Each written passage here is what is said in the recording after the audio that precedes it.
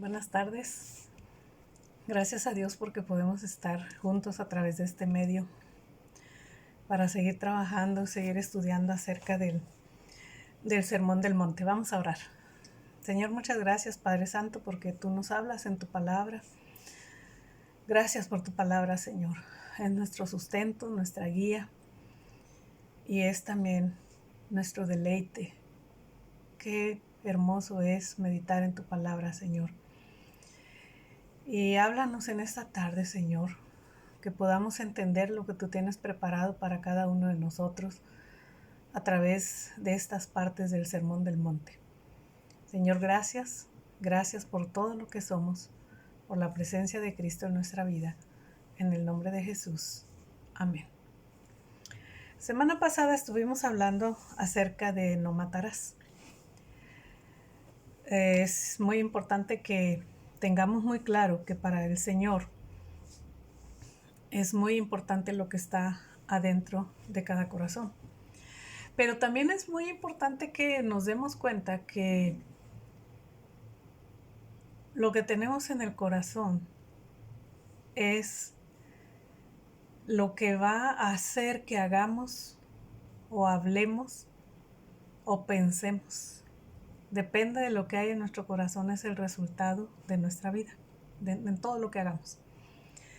Entonces, la semana pasada hablábamos de no matarás y cómo el Señor equipara el matar a alguien con enojarse con alguien y con hablar de manera ofensiva con alguno de nuestros hermanos también, ¿verdad? Y lo que el Señor está hablando, como ya hemos dicho, ¿verdad?, es acerca de la interpretación que los escribas y fariseos le estaban dando a la palabra. No, el Señor no estaba en contra de la ley, al contrario, Él acababa de decir que había venido a cumplirla.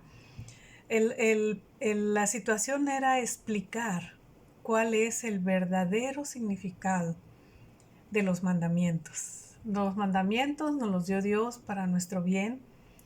Nos lo dio Dios porque necesitamos tener límites para vivir bien. Para eso son las leyes y para eso era la ley. Aparte de que era nuestra nana mientras Cristo llegaba, ¿verdad? Muy bien, entonces vamos a hablar. Vamos a leer.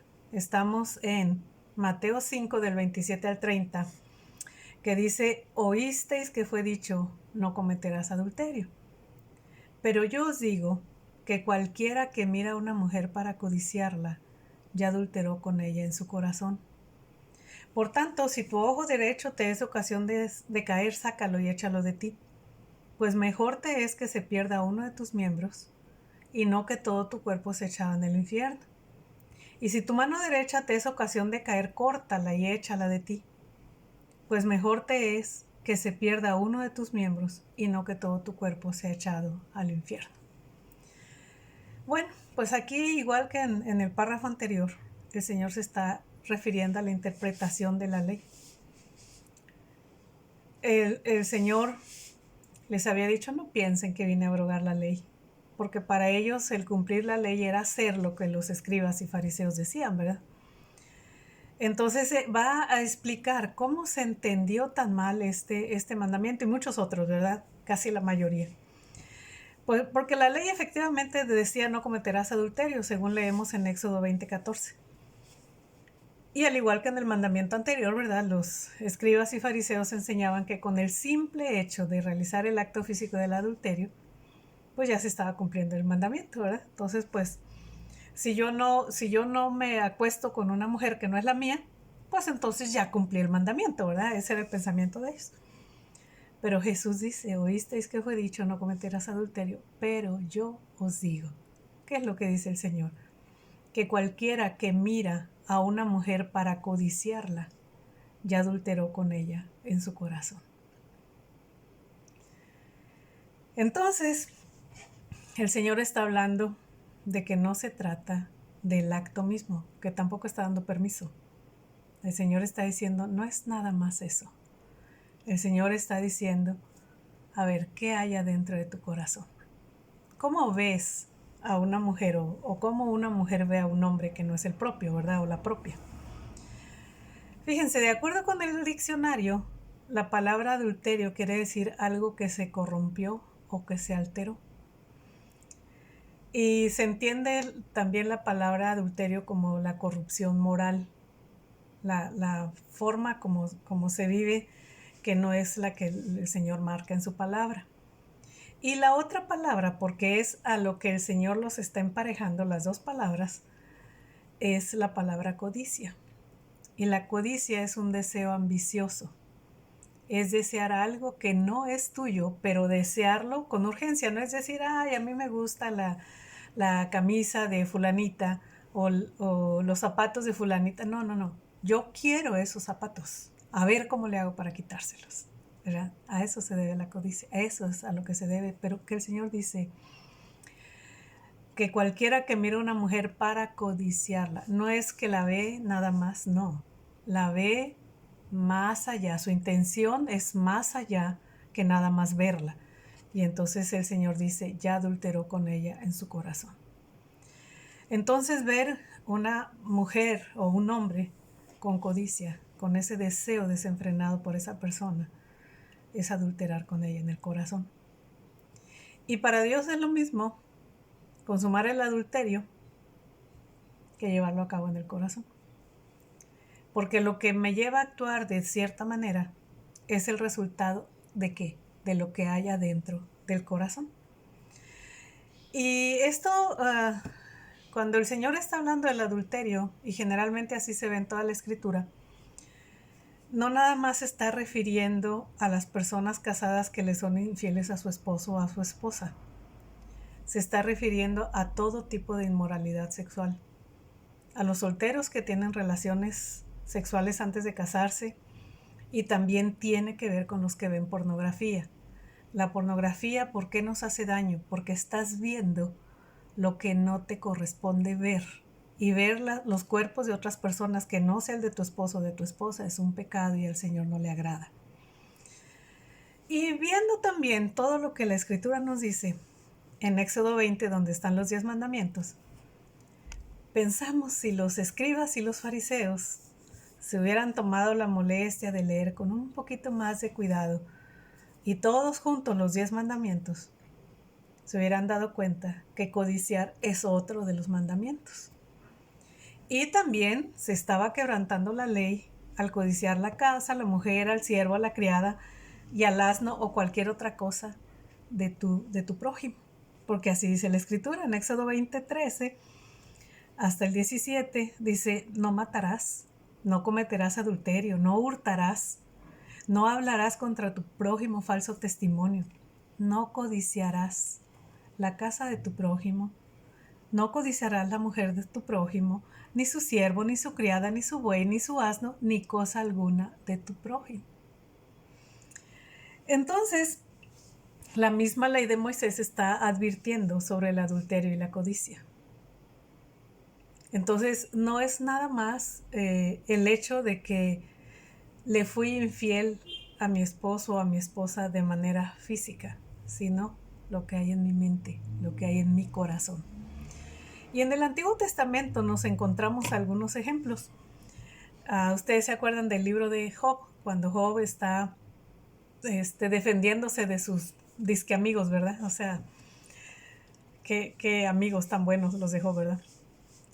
No quiero de esos amigos. Pero vean lo que Job está diciendo en el capítulo 31. Voy a leer el versículo 1 y el 2. Dice, hice pacto con mis ojos. ¿Cómo pues había yo de mirar a una virgen?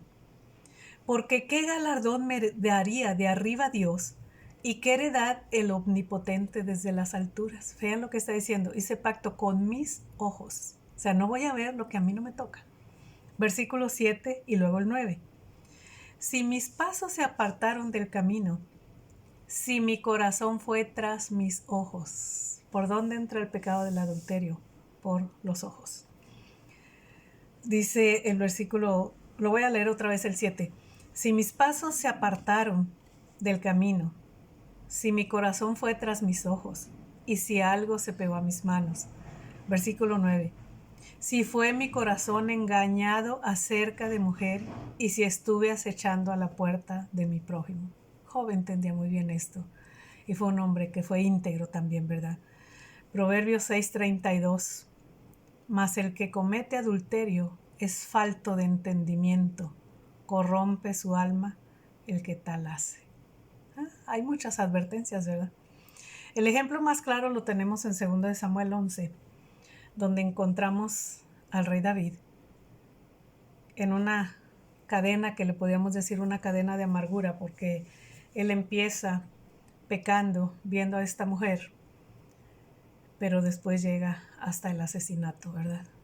Luego léanlo en 2 de Samuel 11. Voy a leer los versículos del 1 al 4. Aconteció al año siguiente, en el tiempo que salen los reyes a la guerra, que David envió a Joab y con él a sus siervos y a todo Israel, y destruyeron a los amonitas y sitiaron a Rabá, pero David se quedó en Jerusalén. Y sucedió un día, al caer la tarde, que se levantó David de su lecho y se paseaba sobre el terrado de la casa real, y vio desde el terrado a una mujer que se estaba bañando, la cual era muy hermosa. Envió David a preguntar por aquella mujer, y le dijeron: aquella es Betsabé, hija de Eliam, mujer de Urías Eteo.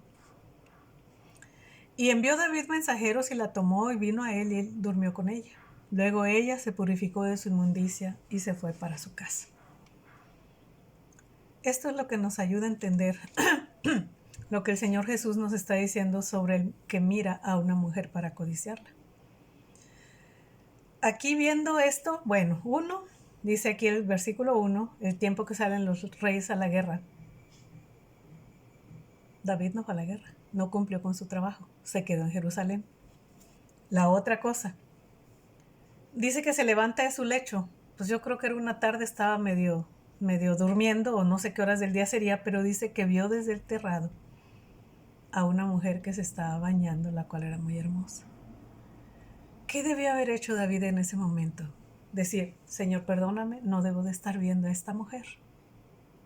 No, pero él le dio, ¿qué? Entrada a lo que estaba viendo, ¿verdad? Y entonces, cuando él manda a preguntar quién es ella, le dice: no, ella es la esposa es la hija de Eliab, es la mujer de Urías Eteo. ¿Quién era Urías Eteo? Urías Eteo era uno de los valientes de David. David tenía 30 valientes que daban su vida por él. ¿Y dónde creen que estaba el valiente? Pues en la guerra, en donde debería estar él, estaban los valientes, y Joab, su general del ejército, estaban todos en la guerra, porque era lo que él tenía que haber hecho y no lo hizo.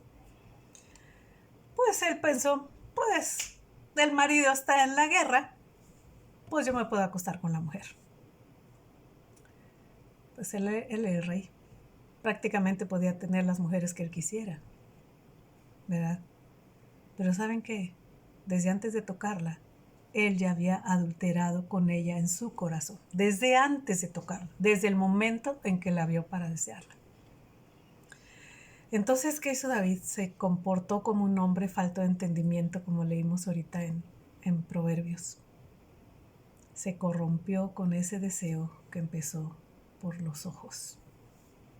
Y me gustaría que cuando tengan tiempo lean el capítulo 11 completo y el capítulo 12 de 2 de Samuel, para que vean las consecuencias que trae todo esto. Pero ahora viene lo que el Señor va a dar como aplicación para nosotros, ¿verdad? Porque en el versículo 29 dice: por tanto. El por tanto es lo que une lo que dijimos con lo que voy a decir ahora, ¿verdad? Lo que el Señor dijo antes con lo que va a decir ahora. Por tanto, si tu ojo derecho te es ocasión de caer, sácalo y échalo de ti, pues mejor te es que se pierda uno de tus miembros, sino que todo tu cuerpo sea echado al infierno. Y si tu mano derecha te es ocasión de caer, córtala y échala de ti, pues mejor te es que se pierda uno de tus miembros, y no que todo tu cuerpo sea echado al infierno. Y aquí el Señor empieza con el por tanto. No cometerás adulterio. El que ha visto a una mujer para codiciarla ya adulteró con ella. Por tanto, dice el Señor, si tu ojo derecho te es ocasión de caer. ¿Por qué tu ojo derecho? Porque con los ojos se ve para desear y para codiciar lo que no te es tuyo a lo que tú no tienes derecho, lo que no te pertenece. El solo hecho de desear a una mujer te convierte en un adúltero o en una adúltera. Por eso el Señor dice, échalo de ti. No quiere decir que te va a sacar el ojo derecho, porque pues entonces el izquierdo te va a llevar a pecar. No, ¿qué está diciendo? Se trata de que seas ordenado, que seas disciplinado, que no veas lo que no tienes que ver. Esto es particularmente difícil ahora. Tenemos la pornografía a la orden del día. En cualquier dispositivo, teléfono celular, tablet, computadora, incluso en el cine, en las películas, en donde sea, tenemos pornografía. En todos lados hay pornografía y eso está corrompiendo nuestro espíritu. Pero si está pasando algo que al Señor no le agrada, quítalo. A eso es a lo que el Señor se refiere. ¿Por qué? Porque si tú no actúas como el Señor quiere que tú actúes, ¿qué es lo que estás diciendo? Pues yo no soy un creyente, ¿verdad? Pero el Señor te está diciendo, a ver, no veas lo que te va a llevar a pecar, no hagas eso. Pero no nada más está hablando del ojo, también está hablando de la mano en el versículo 30. Si tu mano derecha te es ocasión de caer, córtala y échala de ti. Y esto que sigue, el Señor lo repite 2 veces en estos 2 versículos. Pues mejor te es que se pierda uno de tus miembros y no que todo tu cuerpo se echado en el infierno. Hermanos, nuestra vida cristiana es una vida de constante lucha. Tenemos que pelear para no caer en tentación. Y entonces el Señor no nada más está hablando de lo que ves, sino de lo que haces. Para eso son tus manos, para hacer las cosas. Entonces hay que dejar de hacer lo que no le agrada al Señor. Porque es lo que dice el Señor, pero mejor te es que se pierda uno de tus miembros, sino que todo tu cuerpo se echado al infierno. Ahora, es importante aquí recordar que nosotros somos de limpio corazón. El Señor nos lo dijo al inicio del Sermón del Monte. Pero también somos la sal de la tierra y somos la luz del mundo. Entonces, nuestra responsabilidad es ver qué hay adentro de nuestro corazón. El Señor habló de esto muchas veces. Fíjense, en Mateo 15, 18 y 19, que le estaban hablando de que los discípulos no se lavaban las manos. Muy a tono, ¿verdad? Que no se lavaban las manos. Él está diciendo, a ver, ¿de qué me están criticando ustedes? ¿De qué están criticando a mis discípulos? Está diciendo, a ver, lo que tú te comes entra en tu cuerpo y luego es desechado, ¿verdad? En la letrina, dice el Señor. Pero luego dice en el versículo 18, Mateo 15, 18 y 19, pero lo que sale de la boca del corazón sale, y esto contamina al hombre. Vean, versículo 19, porque del corazón salen los malos pensamientos, los homicidios, los adulterios, las fornicaciones, los hurtos, los falsos testimonios, las blasfemias. ¿De dónde sale? De adentro del corazón. Y Pablo nos anima a buscar y a tener la palabra de Dios en nuestra mente, que eso es lo que debemos anhelar todos los días. En Colosenses 3:16, Pablo dice, la palabra de Cristo more en abundancia en vosotros, exhortando, enseñándoos y exhortándoos unos a otros en toda sabiduría, cantando con gracia en vuestros corazones al Señor con salmos e himnos y cánticos espirituales. Nuestro modo de hablar dice qué es lo que hay en nuestro corazón. Ahora, el otro aspecto que tenemos que considerar es que antes de llegar a Cristo éramos esclavos del pecado. Pero ahora le pertenecemos a Cristo. Cristo por eso murió en la cruz, para comprarnos a nosotros. Y el apóstol Pablo nos lo explica así en Romanos 8, 12 y 13. Así que, hermanos, deudores somos, no a la carne, para que vivamos conforme a la carne. Porque si vivís conforme a la carne, moriréis. Mas si por el Espíritu hacéis morir las obras de la carne, viviréis. El Espíritu de Dios mora en nosotros. Entonces, cuando tenemos esta situación de ver lo que no debemos de ver o de hacer lo que no debemos de hacer, tenemos que venir a pedir la guía del Espíritu Santo y su dirección para no pecar. Pero también hay otra implicación en los pecados sexuales. Pablo también nos explica, cuando habla de fornicación o de adulterios, es cualquiera O sea, no es tener relaciones sexuales con quien no es tu pareja o ver a una o persona que no es tu esposo o tu esposa. La única manera de tener relaciones sexuales de acuerdo con la escritura es cuando estás casado. No es antes, no es que si estás casado y aparte nada más con tu esposo o con tu esposa.